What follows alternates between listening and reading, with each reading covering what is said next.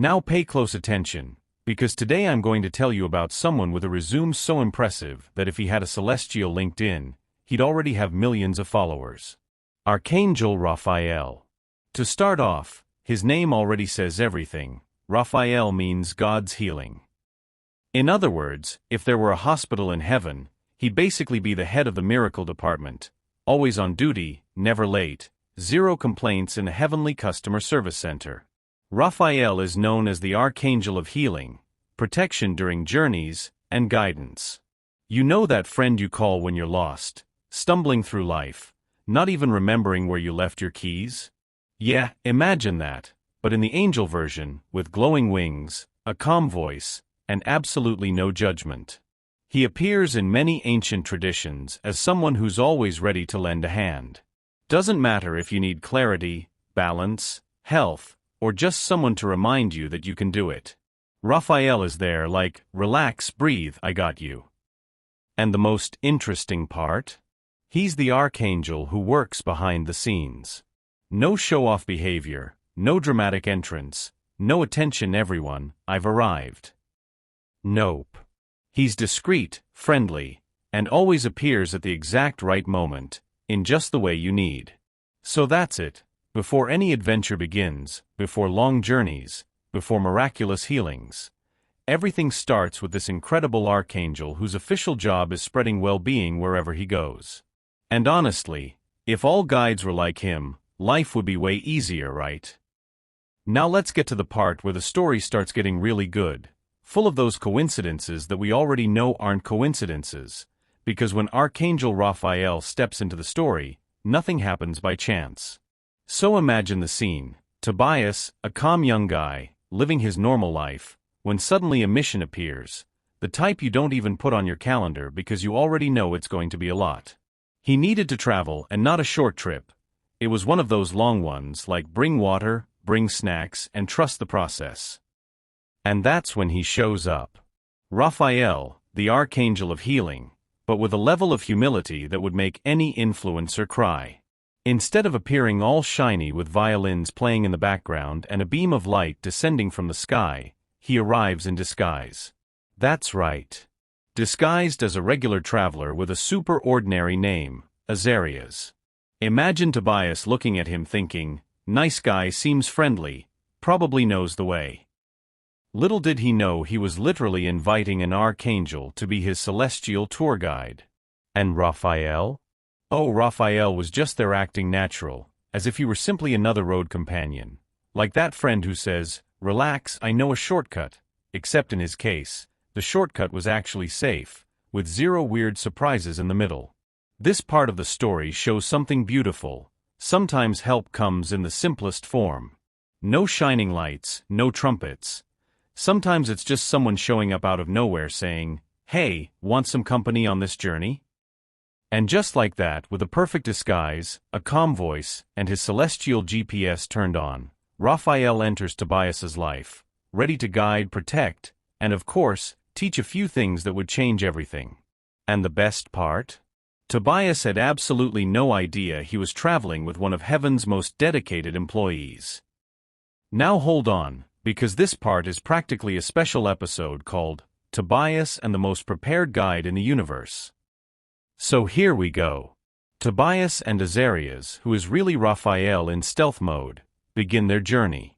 And think of a long journey. The kind that today we do with GPS, a good playlist, and air conditioning. But back then? Just courage, sandals, and a whole lot of faith.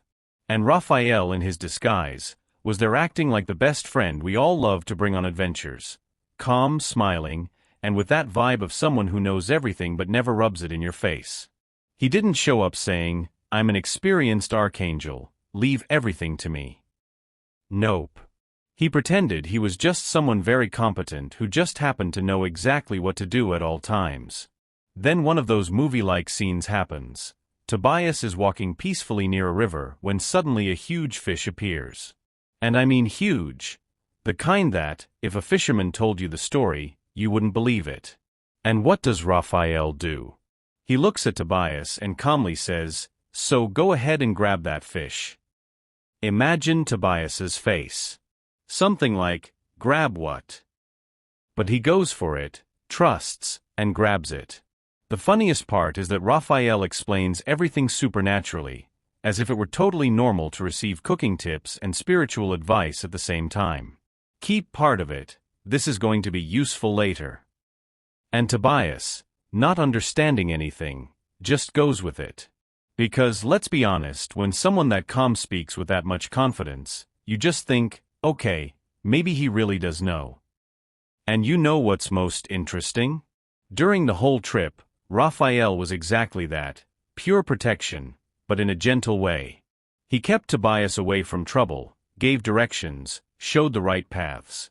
Always with that relax, everything's under control aura.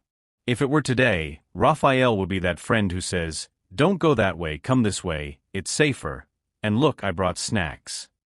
Their journey wasn't just a physical path, but a huge lesson about trust, wisdom, and how God can use even a simple fish to teach big things.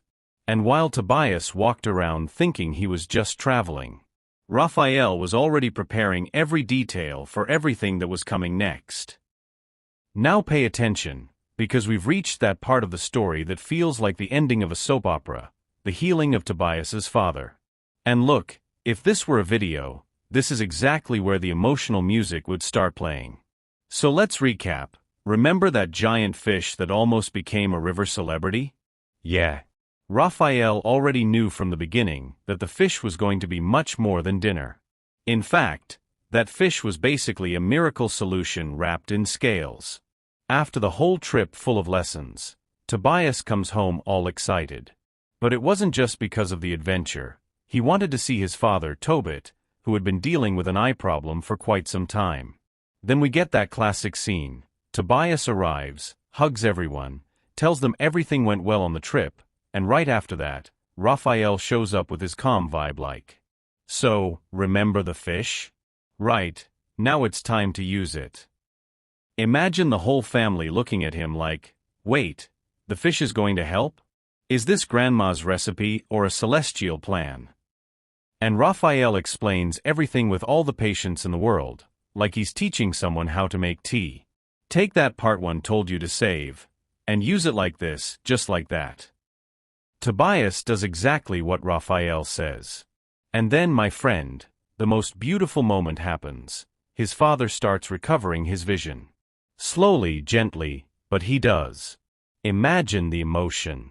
Tobit opening his eyes, blinking a bunch of times, looking at his son and saying something like, wow, it actually worked. It's joy everywhere. The family celebrates, Tobias is glowing, and Raphael just watches with that discreet smile of someone who already knew the results from the start. And the best part? He doesn't do anything like it's a big show. No. He teaches, Tobias does it, and everything happens so smoothly it almost seems simple. But it's not just about restoring sight. It's about bringing hope back, bringing unity, bringing light back into the home. And then you think, wait, a fish did all that? Yep. Of course, with a strategic archangel behind it, because without Raphael, that recipe wouldn't work even in expert chef mode. And so, with a mix of faith, simplicity, and a very well-disguised celestial guide, Tobias's home gets back not only his father's vision but also the joy they were missing. Now we enter a part of the story that feels like one of those series plots that mix romance, hope, and that celestial touch only Archangel Raphael knows how to deliver. Because yes, besides being a travel guide and healing specialist, Raphael also had this sentimental counselor side that, honestly, would make a lot of modern coaches jealous. During the journey, Raphael mentions a young woman named Sarah. And she wasn't just any young woman. Sarah had gone through several situations that left everyone around her worried. Nothing heavy, just that cloud of nothing ever works out for me, you know? That phase of life where the person thinks, is there a reset button somewhere? Yeah. Sarah was in that vibe. Her family didn't even know what to do anymore. Everyone loved her, wanted her to be happy, but it felt like things just didn't flow. And Raphael, already in full life GPS mode, knew Tobias played an important role in all of this. Then comes the interesting part. Raphael looks at Tobias with all the serenity in the world and basically says, "So, I think you should meet someone." And Tobias, of course, is like, "Me? Meet who? I wasn't expecting this at all." But Raphael calmly explains, in that angelic patience of his, that Sarah is kind, fair, caring, and that she needed a special kind of encouragement. No drama, no chaos, just that positive energy that transforms everything.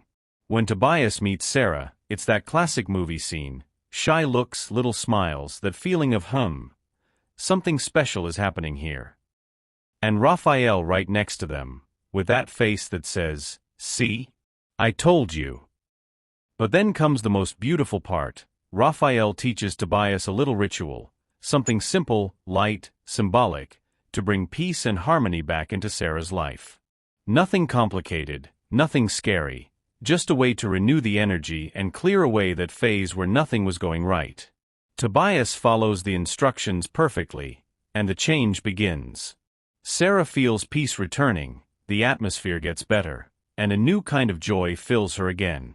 It was like life had finally pressed the back to normal button.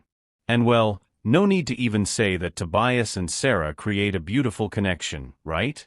It was almost impossible not to, with so much celestial help. And the best part, everything happens gently, calmly, with nothing frightening, just faith, affection, and an archangel strategist organizing everything behind the scenes. In the end, Sarah gains not just balance. She gains hope, company, and a whole new chapter full of light. And Raphael? Oh, he stays there, all discreet, just adding one more line to his list of missions successfully completed. And now we reach that final moment of the story, the part that feels like the farewell episode of the most beloved character in the series. Because yes, after guiding, protecting, teaching, advising, and even helping in the love department, Archangel Raphael finally reveals who he really is. Picture the scene. Tobias, Sarah, Tobit, and the whole family are happy, peaceful, everything flowing, the house full of joy, and Raphael in the corner, just watching with that mission-accomplished smile. The vibe was like, "Ah, I did it. Everything's fine here." Then suddenly, Raphael calls Tobias and his father for a serious conversation, but with that angelic calm that relaxes even someone who's nervous. He speaks with that soft voice, like a documentary narrator. "So, I need to tell you something." And Tobias must have been thinking, "Oh, here it comes. Is he leaving? Does he have another mission? Is he going to tell us he knows how to bake too?" But then Raphael drops the celestial truth bomb, a good one, of course. "I'm not just Azarias. I am Raphael, one of the angels who always stand before God." Imagine their faces. It was probably like finding out that your super helpful friend is actually a world-renowned specialist pretending to be normal just to buy bread at the bakery. And Raphael keeps explaining everything with the calmness of someone who has repeated this speech thousands of times without the slightest irritation, that he was sent to carry their prayers to heaven, that he was sent to bring healing, peace, and balance, that he was there to help Tobias on his journey and bring light back into their home. And the most beautiful part? At no point does Raphael say anything as if he wants applause. He doesn't go, "See? I did all of this." Nothing like that. He speaks with humility, with kindness, happy just to see everything resolved. After explaining everything, Raphael gives a sort of farewell, but not the dramatic kind we see in movies. It's a gentle farewell, full of peace, like, "Now that everything is well, it's time for me to return to my place." And before leaving, he gives them one last beautiful reminder, that their gratitude should be directed to God, who is the one who truly sends all the light, all the healing, all the help. Then, after everything is resolved, after bringing harmony to the home, after uniting Tobias and Sarah, after restoring Tobit's sight, Archangel Raphael simply rises back up, calm, without flashy special effects, just that glowing presence that leaves a mark on everyone's heart. And that's how the story ends, with Tobias and his family full of joy, Sarah living a new chapter, and Raphael up above, probably already receiving another mission, ready to help someone else in that calm and efficient way only he can. Because let's be honest, If every helper were like that, the world would be perfect. So that's today's video. If you enjoyed it, subscribe to the channel so you don't miss the next ones. See you in the next story.